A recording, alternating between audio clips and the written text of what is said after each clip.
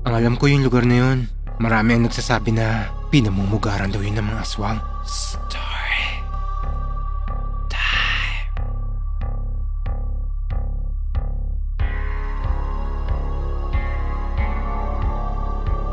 Ako si CJ at nangyari ang karanasan kong to sa isang lugar sa Bicol. Nang araw na to, nag-family outing kami kasama ang lolo ko, asawa ko, anak ko at ang kapatid kong bunso. Tapos sinabay na rin namin yung titignan naming lupa o maliit na isla na plano naming bilhin. Nalaman lang kasi namin tong isla na to sa kapitbahay namin na meron daw binibentang lupa yung kakilala ng biyanan niya. Hindi raw pagmamayari to ng kakilala ng biyanan niya. Parang siya lang yung caretaker o nakikipagnegosasyon pag merong gustong bumili o tumingin sa lugar. Kaya kinontak namin kagad yun at pumayag naman yun na tignan namin yung binibentang lupa. At ngayong araw nga namin pinuntahan yon. Sabi pa nun sa amin yung isla raw na binibenta kailangan para magbangka para mapuntahan namin yon. Pumayag na rin kami para makaligo na rin kami kahit papano. Habang papunta kami sa sinabing lugar na hindi ko nababanggitin para na rin sa privacy namin. Habang binabaybay namin ang daan, ang weird ng lugar na yon, isa o dalawang motor lang ata yung nakasalubong namin sa buong biyahe. Kaya yung kapatid kong bunso nagsabi yun ng, ang weird ng lugar na to no? Parang walang katao-tao, parang tayo lang ata yung dumadaan. Tumigil ka nga dyan, ano na naiisip mo eh. Pagdating namin sa daungan kung saan kami sasakay ng bangka, biglang bumigit yung pakiramdam namin. Parang may hindi tama. Pagbaba namin ng sasakyan, sinalubong kagad kami ni Mang Nestor na siyang sasama sa amin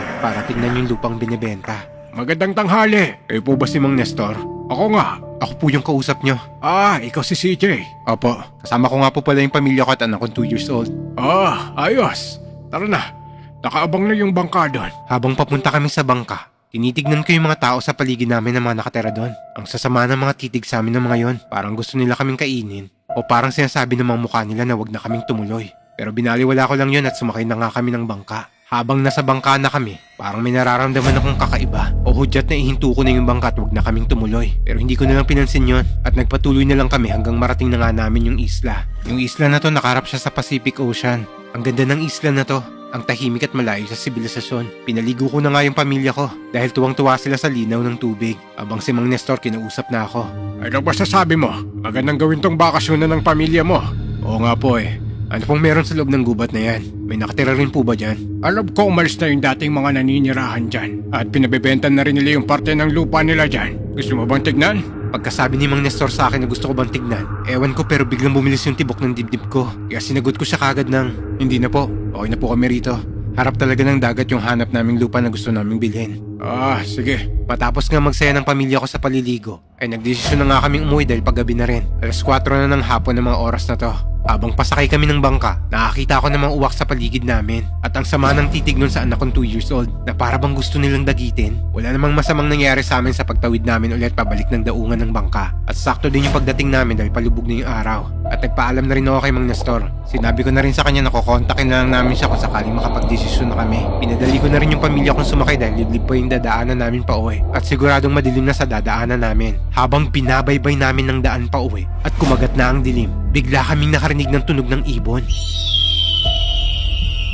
Pero kakaiba yung tunog noon, hindi pamilyar. At paulit-ulit namin naririnig yun mula sa loob ng aming sasakyan na para bang nakasunod yun sa amin. At hindi kami nilulubayan ng tunog na yun hanggang nagsalita na si Lolo ng, "May aswang! Mukhang sinusundan tayo nila. Alam kong tunog na yan. Isarado nyo yung mga bintana at siguraduhin yung nakalaka mga pinto nyo. Bilis!" Dahil sa puntong to, para na kaming aatakihin ng mga yon. Kaya binilisan ko na lang ang pagmamaneho ko hanggang makarating kami ng syudad at nakalagpas na kami sa liblib na lugar na yon. Dito lang kami nakahinga ng maluwag. Pagdating namin ng bahay, kinuwento kagad namin sa biyanan ko ang nangyari. At ang sabi na lang nun sa amin, buti na lang daw ligtas kaming nakauwi. Dahil mukhang pinamumugaran daw ng mga aswang yung paro yung napuntahan namin. Nagulat ako sa sinabi niyang to. Tapos mas lalo akong kinalibutan ng sinabi niyang marunong daw sumira ng sasakyan ng mga yon. Kaya pala nung sinilip ko yung gulong ng sasakyan namin, may mga pakong nakatusok doon na para bang sinadya yun. Buti na lang hindi nabugtas yung gulong namin. At dito ko napagtanto na mukhang yung mga tao doon, mukhang pinlano nila to. Dahil kung sakaling masiraan kami nung binabaybay namin yung palabas ng baryo nila